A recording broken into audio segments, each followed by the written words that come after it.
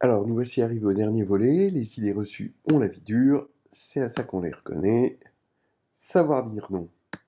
Et le dernier volet, c'est sur les formes quadratiques. Alors, la première assertion, le noyau d'une forme quadratique, c'est l'ensemble des vecteurs u, tels que q de u égale 0.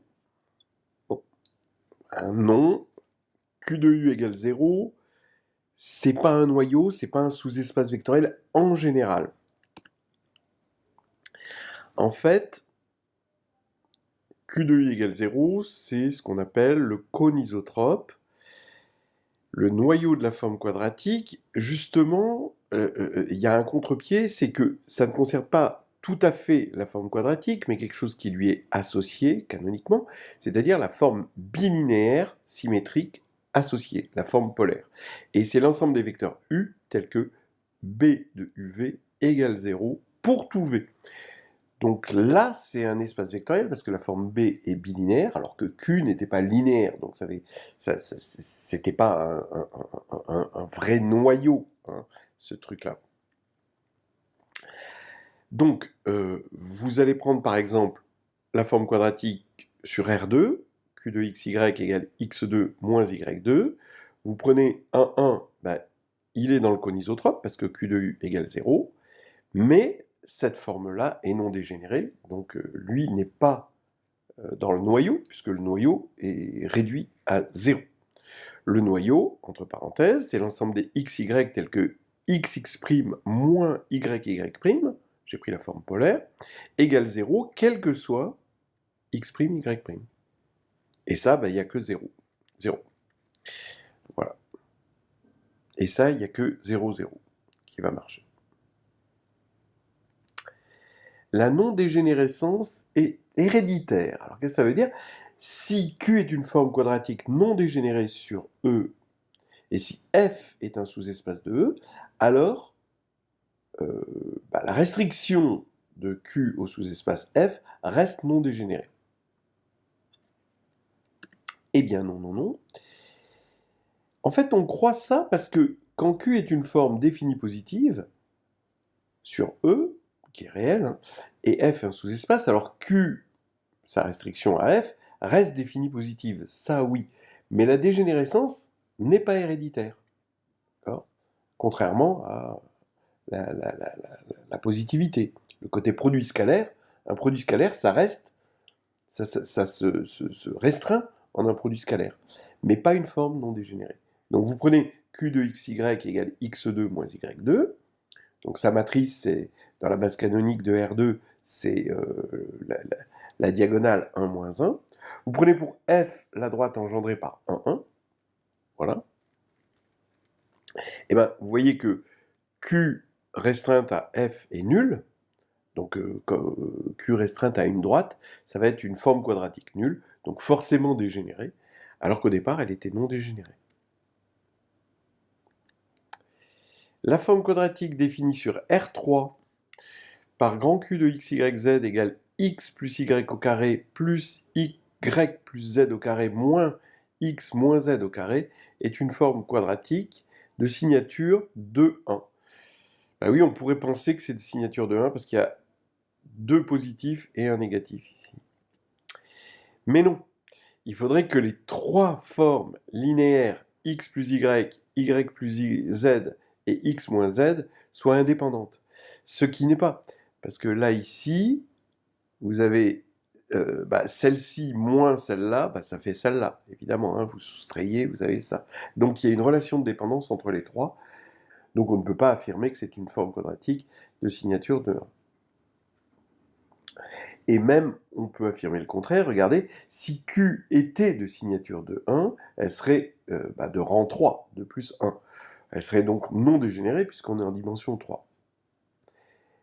Or, il y a un élément qui est dans le noyau. C'est 1, moins 1, 1, qui est clairement dans le noyau de Q.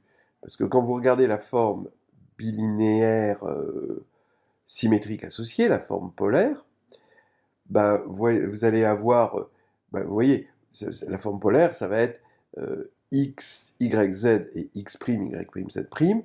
Là, vous allez dédoubler x plus y et x' plus y'. y plus z, y' plus z', etc., etc. Et vous voyez bien que x plus y, bah, ça fait 0 ici, y plus z, ça fait 0 encore une fois, et x moins z, ça fait encore une fois 0. Donc lui, bah, ça va tout annuler, hein. Ce vecteur va annuler tous les éléments qui vont venir se mettre avec la forme polaire. Donc ici, vous allez être dans le noyau, et vous allez avoir à chaque fois 0, ce qui veut dire que Q est dégénéré, puisqu'elle a un élément non nul dans son noyau. Le groupe quotient K étoile sur K étoile carré est un groupe d'ordre 1 ou 2. Alors je prends K, c'est un corps, toujours pareil. K étoile, c'est le groupe multiplicatif. K étoile carré, évidemment, c'est un sous-groupe, parce que K est abélien, K étoile est abélien. Et donc, on peut faire le quotient, parce qu'on est en abélien, c'est un sous-groupe distingué.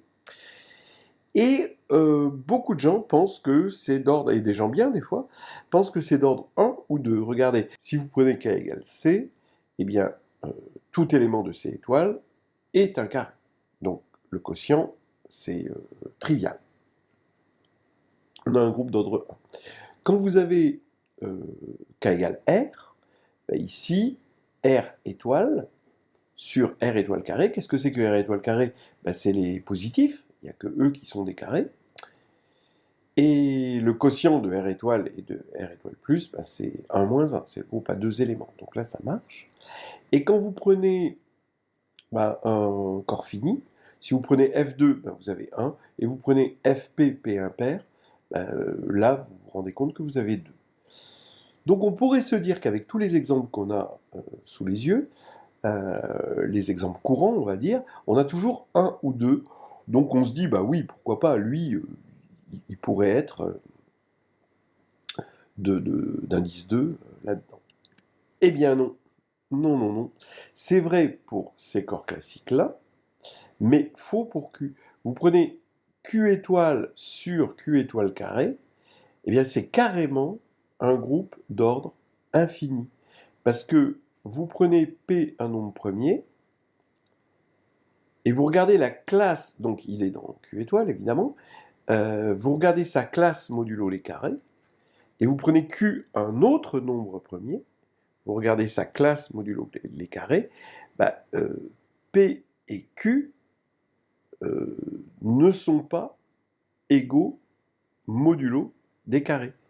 Sinon, ça vous ferait P fois un carré est égal à Q fois un autre carré.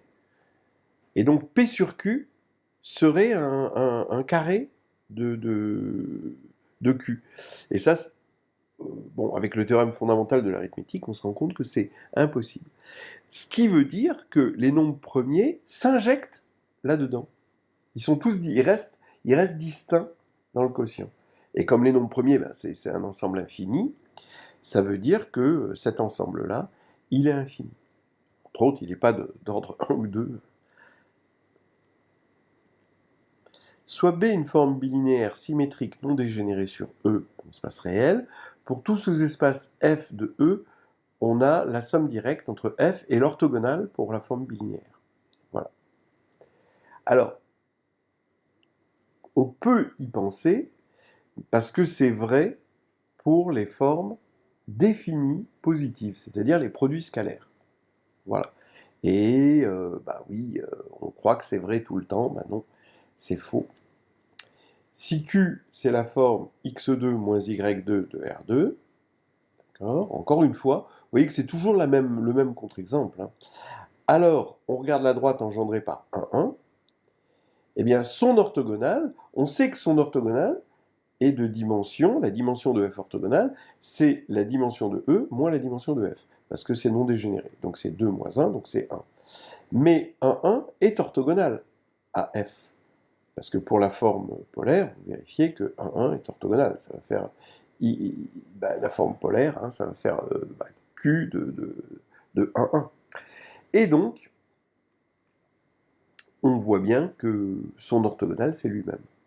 Donc au niveau des dimensions, ça marche comme si on avait un supplémentaire, mais en fait, c'est pas en général un supplémentaire. C'est pas toujours, en tout cas, un supplémentaire, même si la forme est non dégénérée. F ne sera jamais supplémentaire à elle-même, évidemment. Soit B une forme bilinéaire symétrique non dégénérée sur E, et F un sous-espace de E. Si la restriction de B à F est nulle, alors F est réduit à 0. Bon, bah, pareil, non, hein, d'accord, parce que vous prenez la restriction de B, carrément, hein, de B, même de B, hein, parce que là je dis de Q, mais même la question était pour B, B à F, donc vous regardez B de deux éléments qui sont proportionnels à 1, 1, et ben ça fait 0, et pourtant F n'est pas réduit à 0. Voilà, c'était pour en finir avec les idées reçues.